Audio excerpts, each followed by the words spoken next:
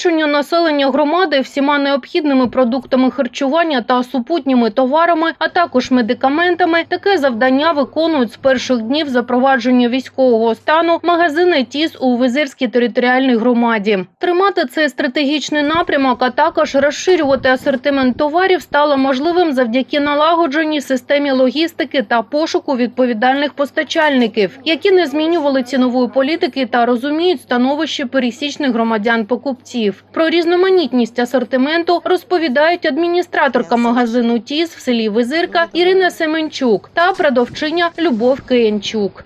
Логістика стала працювати краще. Їздимо за межі Одеси, привозимо своїм транспортом, щоб у магазині все було. М'ясо, крупи, молочка, яйця. Все у нас зараз є. Спочатку, як це все почалося, як воєнні дії, то було, всі знаємо, скрутно, з продуктами трішки було скрутновато, але завжди хліб завжди був. Старалися макарони, крупи довозити. Ось десь, напевно, третю неділю ми вже працюємо повноцінно з молочкою. Повноцінно у нас є молочки, є навіть творог, солодкий творог. У нас люди його дуже полюбляють.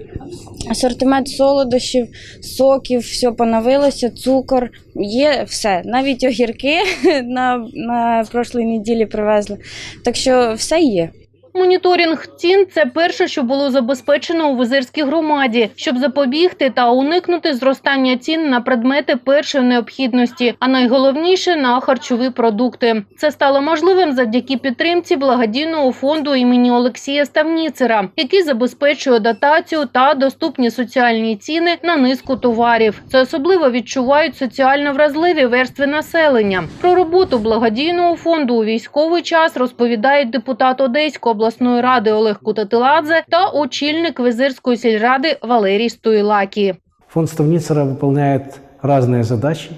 В мирное время это были одни задачи. Мы работаем и сейчас есть необходимость помощи людям, особенно тем, кто пострадал или их родственники погибли. Не дай бог, но такое есть. И мы помогали сейчас этим людям. И через фонд Ставницера, и непосредственно учредители ТИСа. У нас много есть работы, и мы искренне рассчитываем на то, что мы переживем этот тяжелый период времени. Мы должны инвестировать деньги, мы должны улучшать ситуацию в громаде. У нас пока в громаде все спокойно, все тихо. Во всех магазинах, которые мы мониторим, продукты есть, хлеб завозят, крупы есть, сахар есть, необходимые товары есть. Я думаю, что и дальше будет такое спокойствие, будет такое наше понимание вместе с вами. И я думаю, что мы эту войну выиграем. И я думаю, что в ближайшее время будет победа за нами. Безперебійне та якісне постачання продуктів харчування та різноманітних промислових товарів гідно оцінили місцеві жителі Визирської громади. Нас дуже багато було, що люди волонтерили і допомагали. Є навіть жінки, які сидять вдома і вони хочуть допомогти, вони печуть пірожки, допомагають хоч якось, плели сітки. Миру, добра. Ми сильні, справимось. Віра, надія, любов – це все, що нам зараз потрібно.